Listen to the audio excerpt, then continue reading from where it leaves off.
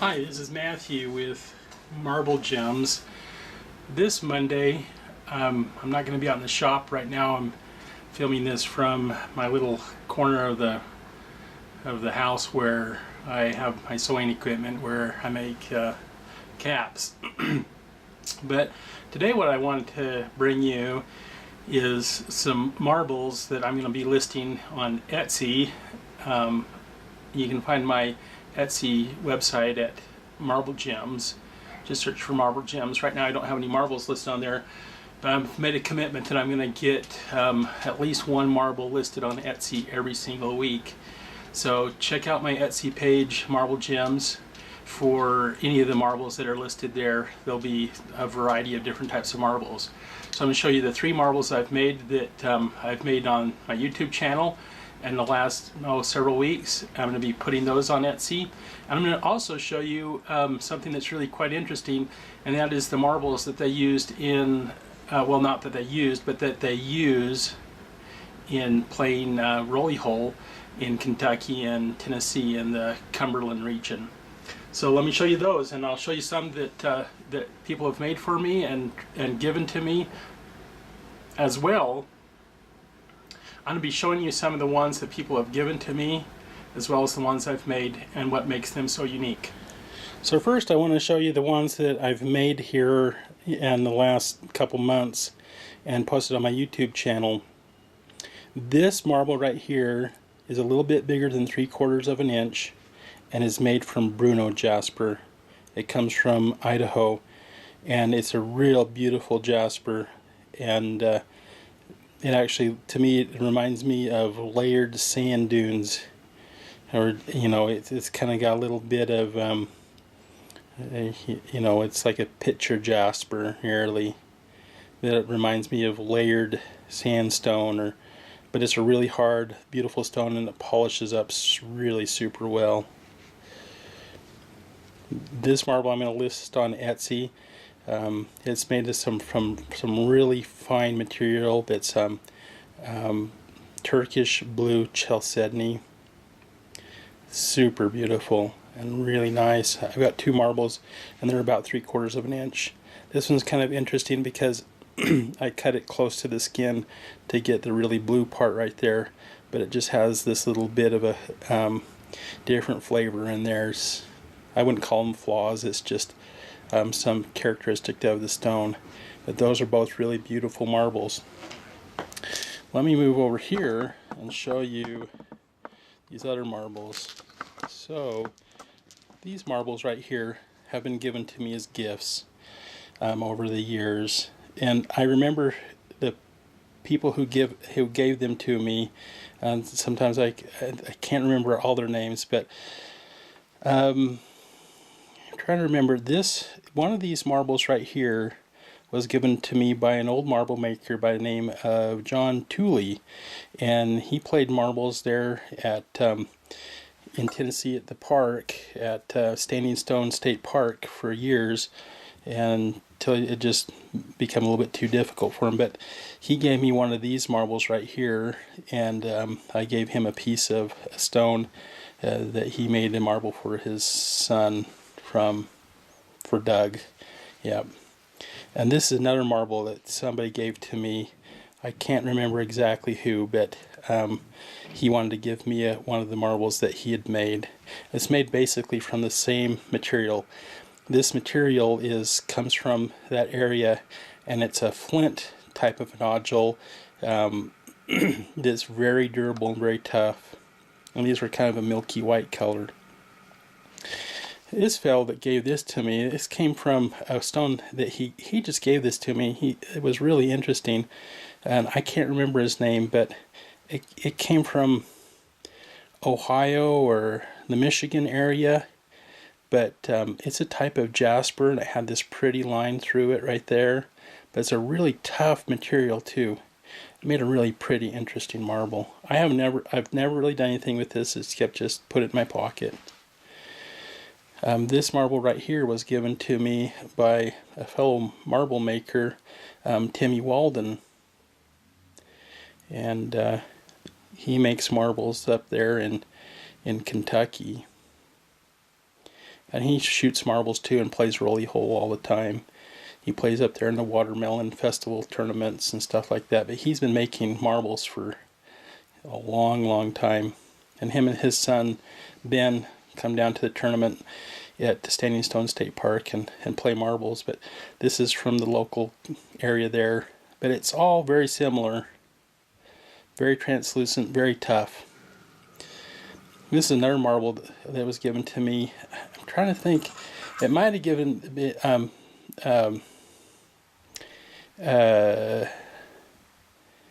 might have been given to me by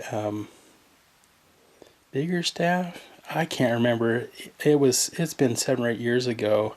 I'd recognize the guy that gave it to me, but I was selling marbles there at the tournament at a little booth that I'd made, and some of them would say, "Here, I want you to have one of these marbles," and he just gave it to me. And the thing about it is, a marble like this, it takes a long time to make. First of all, you gotta go find the stone and walk around and find it. You gotta cut it. You got to shape it and turn it into a good marble.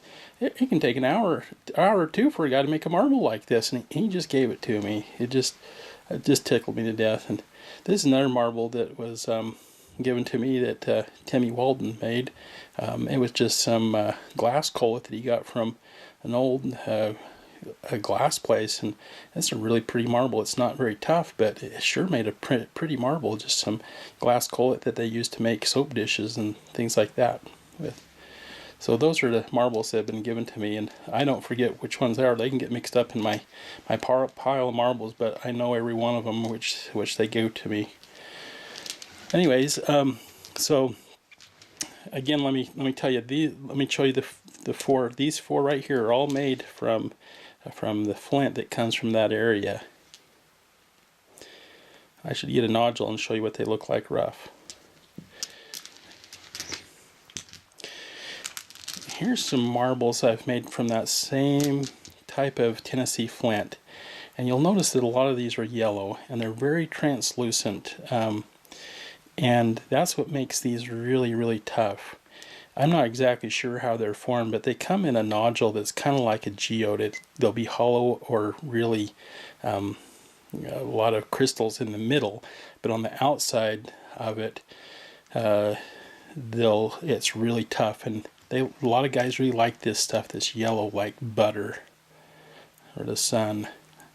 This one was made, and I cut as close to the skin as I could because it was yellow next to the skin, but it whitened up here as it got towards the middle. And so a lot of these are made out of the same stone. I found one stone the last time I was back there at Standing Stone State Park. I wandered out of the park and went along a little stream bed where you find the flints, and I found the yellow piece, and I was just thrilled with it because I've been back there several times and had never found one. But all these marbles are about 3/4 of an inch. This is some material. It wasn't quite as yellow, but it's really translucent, and it doesn't have any of the pits, and they call it sandy. It's a sandy marble because it's not real solid and translucent. But this one's just yellow a little bit, but it's really translucent. Here's another one that's really yellow, and you can see I cut it close to the skin there because on the other side it kind of got a little bit sandy there. And it was really good and tough along there, but still it would make a great shooter. Here's another one that's yellow. This one had some little vugs in it, but this was a little piece that a friend of mine that we went to Raw County with, he'd picked it up and handed it to me, and I was really happy to get a little piece of yellow. But it had that little vug in there, and it doesn't matter, it still makes a good shooter. And here's another piece of yellow that's really nice, and it's got little sandy pits in it right there.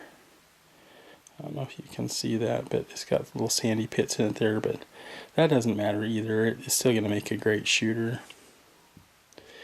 This is made from some yellow stuff, and it's really translucent, and it's not quite as buttery yellow as the others, but it's pretty nice. And all of these marbles are nearly exactly 3/4 of an inch, maybe a little bit smaller.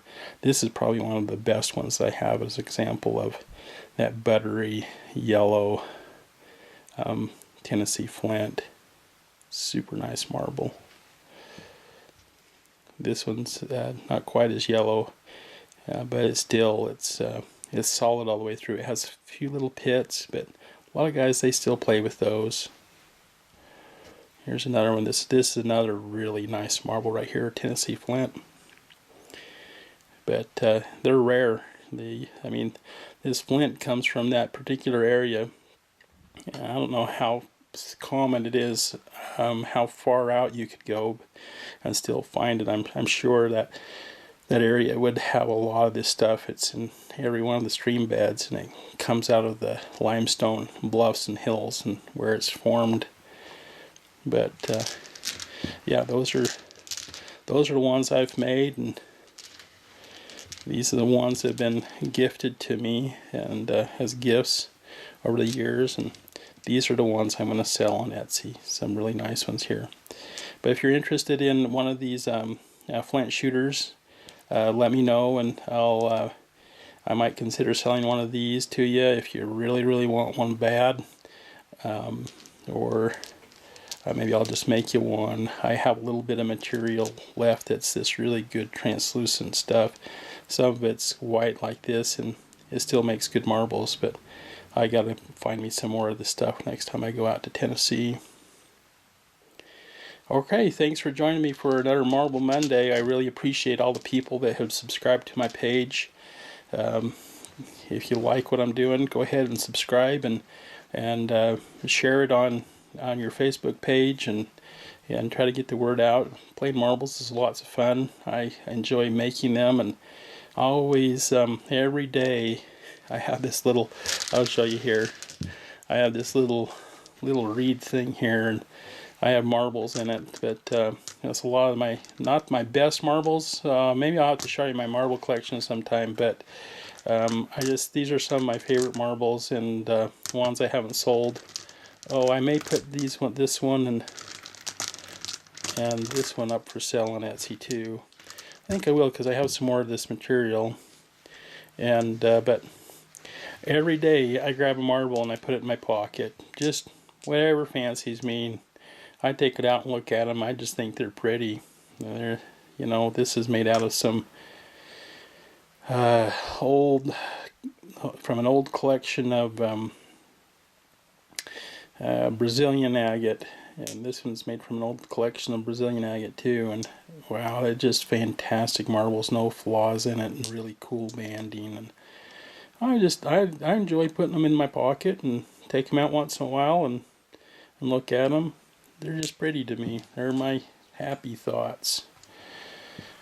Anyhow, thanks again for joining me and taking a look at these marbles with me. Let me know if you have any questions or comments, or if you want a custom marble make. I'm still making them. I don't make them quite as often as I would like. I'm busy with all kinds of other things, and just life in general, or other hobbies that I have. But I do get out there in the shop, and like I said, I'm going to make a commitment to get at least one marble posted on Etsy every single week. So, because I know there's people that look around for marbles, and it's really hard to even find real handmade flint marbles or real handmade agate marbles, and believe it or not, I'm not boasting or anything like that, but I'm just one of a couple handfuls of guys that even make these, let alone sell them. There's a lot of guys back in Tennessee and Kentucky that make them, and they'll sell them locally, but they don't always sell them online, and they don't make a lot of them. They make them for themselves so they can play marbles with. But I started making these probably about 8 years ago, and sold more. I've sold marbles to people from all around the world, and it's kind of fun. But let me know. You can always contact me at marblegems@gmail.com, which is in my About Me on my Marble Gems YouTube site. You can contact me through Etsy. But let me know if you're looking for a custom marble or something special for a loved one or for yourself, and I'll make it for you, and you'll enjoy it and love it and pass it down to your grandkids. Anyways, thanks for joining me. Thanks to all the subscribers and all the likes and all the comments. I really appreciate it. It's a lot of fun. I enjoy this quite a bit.